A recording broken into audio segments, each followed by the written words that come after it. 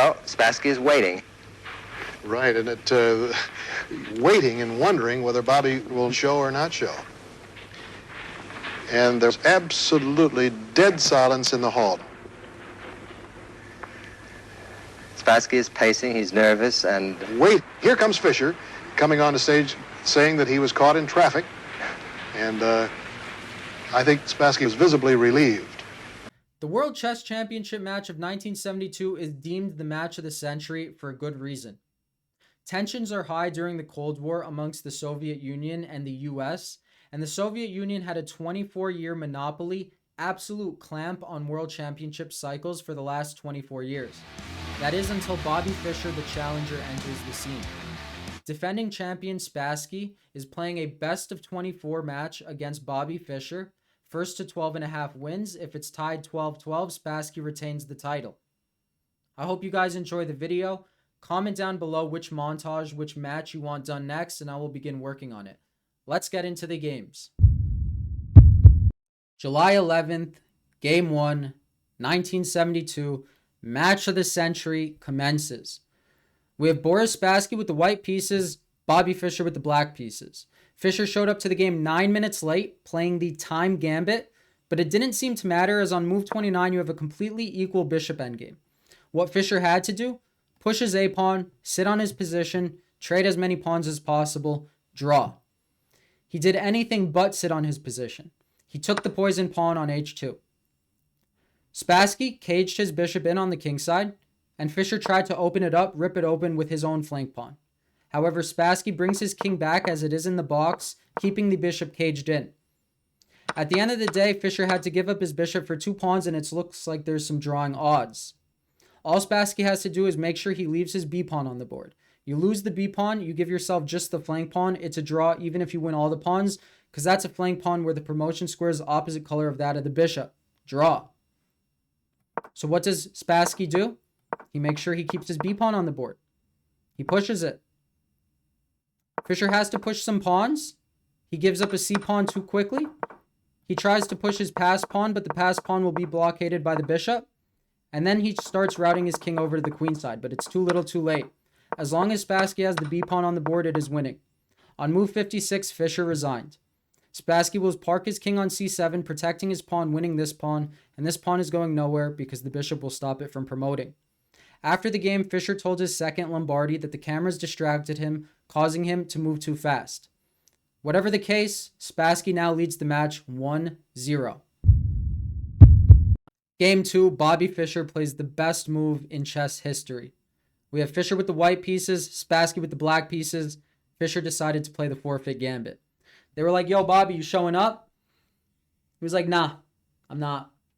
Spassky leads the match now 2-0, but the emotions are in disarray. Some call this the most brilliant move of Fischer's career. What do you think? Game 3, turning point of the match. Bobby Fischer with the black pieces, Boris Spassky with the white pieces. Spassky plays the move queen to d4, game adjourned. Not until Fischer writes down his move and hands it in though. What move did he write down? The right one. Bishop to d3 check. This was the starting position come the next day, reconvening, and in this position Spassky resigned immediately. Why did Spassky resign? Well, if the king comes to e1, you take the pawn with check, the pawn gets through, or they block and they get check and mated, or they go king to e3, not so much better. Queen comes to d1, either the pawn gets through and you win a bishop, or they save their bishop and they get check and mated. The match is now 2-1 in Spassky's favor, but Fischer has the momentum officially. Game 5. Bobby Fischer with the black pieces, Boris Spassky with the white pieces. It's a closed board, so the bishop pair is not so great. This knight on f4 is a tank. Where do you move the queen? Anywhere except where Spassky moved it, and he moved it to c2. Find the move that put this game away immediately. Bishop takes a4, Spassky resigns. Why? If queen doesn't take the bishop, you take the bishop yourself, you win a pawn, you win the game. This bishop sucks, you're up 2 pawns, you win. What if the queen does take the bishop? This also loses. Forced checkmate. Queen takes e4. Threatening queen takes g2 checkmate, threatening queen takes e1 checkmate.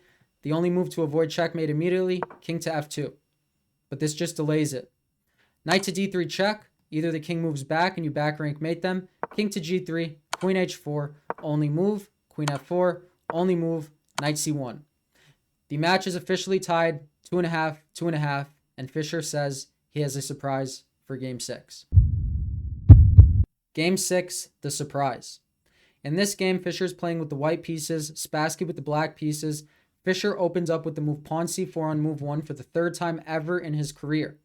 We reach this position on move 20, where Fischer played the move pawn e4, testing Spassky. What do? Apparently, you're supposed to take and play this structure as black. Inhumane.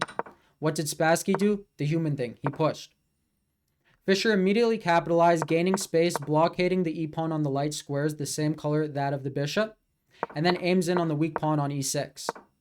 Spassky maneuvers, stopping the bishop from taking. Fischer solidifies and then breaks through, opens the board for the bishop pair. We get takes, rook takes, doubling up on the f-file, an immense amount of pressure.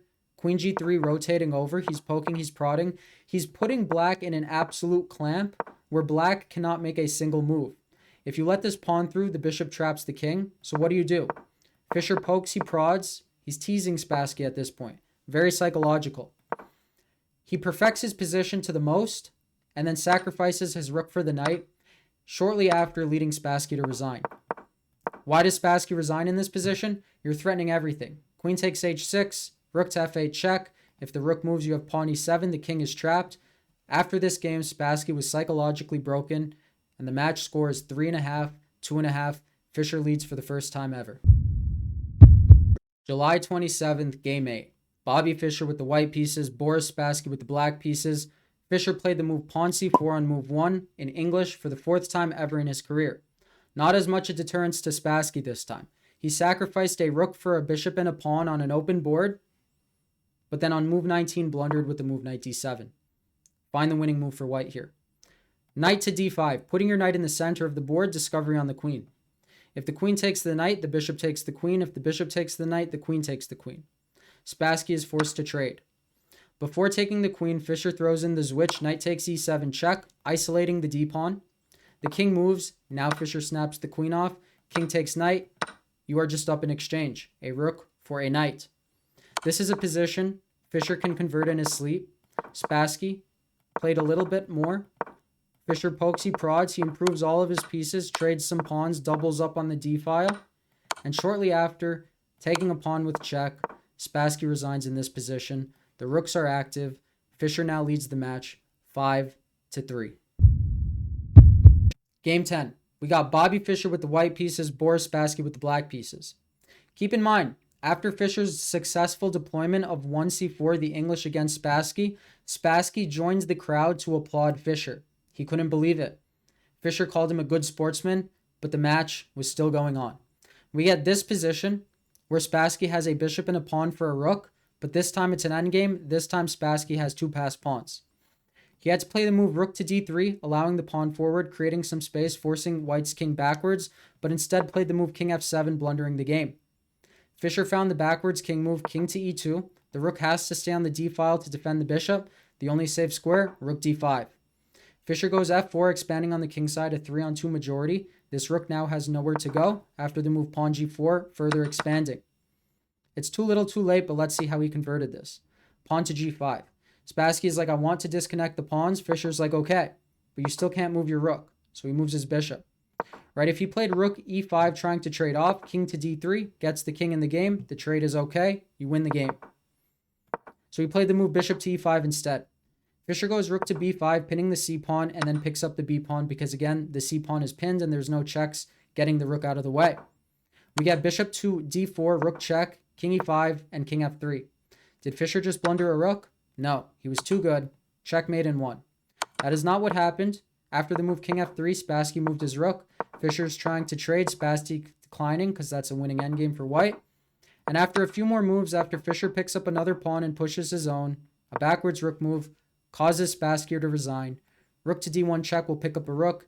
You have too much material. The game is now 6.5, 3.5. Fischer leads. Game 11, the comeback.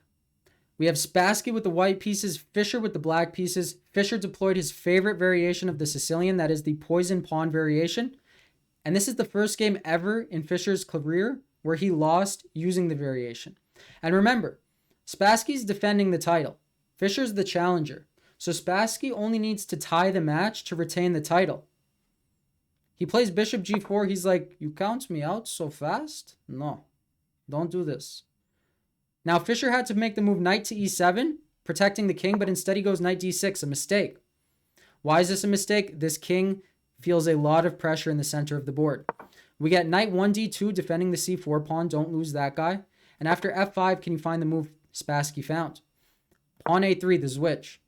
The queen has to go to b6, and you go pawn c5, forcing the queen furthermore back, forking the pieces. Fischer tries to trade. He goes queen b5. Do not trade. Queen c3, getting out of the way, aiming at the rook. What happens if the rook move? Well, pawn a4 actually just traps the queen. So what did Fischer do? He tried to murky the waters, take the bishop. He's like, I have the momentum. I'm going to trick this guy. But Spassky was on his A game this time. Pawn a4. You end up winning the queen. Yes, your king is a little soft, but it's too little too late. Fischer brings in the rook. Spassky traps the king with queen to f6, and Fischer moves his knight to f5. Spassky pushes his pawn up the board, pawn to c6, and Fischer's not in time to give the fork. Right? Because if you lose the rook but win the bishop and open up the king, that's checkmate. Not yet, but it will be. So what did Fischer do? He had to play the move bishop to c8. Sad. Is the momentum going to shift now? Spassky takes on e6. He pins the pawn to the king. Fischer's trying to get the pieces out, but after rook to e6, Fischer resigns on move 31. Spassky's only down 2 points now. The bishop was pinned. The king was trapped. The king was still trapped. The pawn's up the board. You have a queen. The other guy doesn't. It's a win. Spassky's back in it. Game 13, the blunder. We have Fischer with the black pieces, Spassky with the white pieces. It's a drawn game, but it's very complex, and it's move 68. In this position, Fischer has 4 pawns that are about to promote. His rook is trapped. Spassky has a pawn that's 1 away from promoting as well. And black's king is very active. In this game, Fischer with the black pieces started off with the move 1, knight f6, the Alekhine defense. He's like, all right, I lost with the Sicilian. Let's change it up. And he did. And it threw Spassky off on this move. Spassky had to play the move rook to c3. After the move rook to c3, Fischer would have to defend the pawn. Spassky tries to win the f-pawn, and you go back and forth, and you would have gotten a repetition. However, in this position, he played the move rook to d1. Check. Losing the game. The king comes forward to e2, and now you're going to promote your f-pawn. You're going to lose the c-pawn. Spassky tries stopping the pawn with the bishop, trying to get into a drawn rook endgame, but it is anything but that. We have a check. The bishop blocks. But in this position, after the move pawn f2, Spassky resigned. Why did he resign? Well, let's say you get rook f4 picking up the pawn.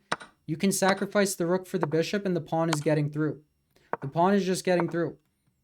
Right? He's going to win that, but then it results in a winning pawn endgame because this is an immovable structure. You ever take the base, the head of the pawn chain promotes. Otherwise, the king comes here. You're going to promote one of the pawns once you march your king in. Fischer was good enough not to stalemate. Spassky sat there in disbelief. He could not believe he lost a game against the Alekhine defense in the World Championship match. Fischer is now up 3 points, 8-5. Game 21, a champion is born. They drew the last 7 games in a row. This time Fischer with the black pieces, Spassky with the white pieces. Fischer played a line in the Sicilian he's never played before, and he created a novelty on move 8. The game is fizzling out to a draw. In that case, Spassky would need to win the remaining games of the match. If Fischer wins this game, he crosses the 12-point barrier at 12.5 points and becomes the new world champion. The game is drawn if Spassky plays the move pawn to f4, disallowing the king in. However, he plays the move king to f3, losing the game.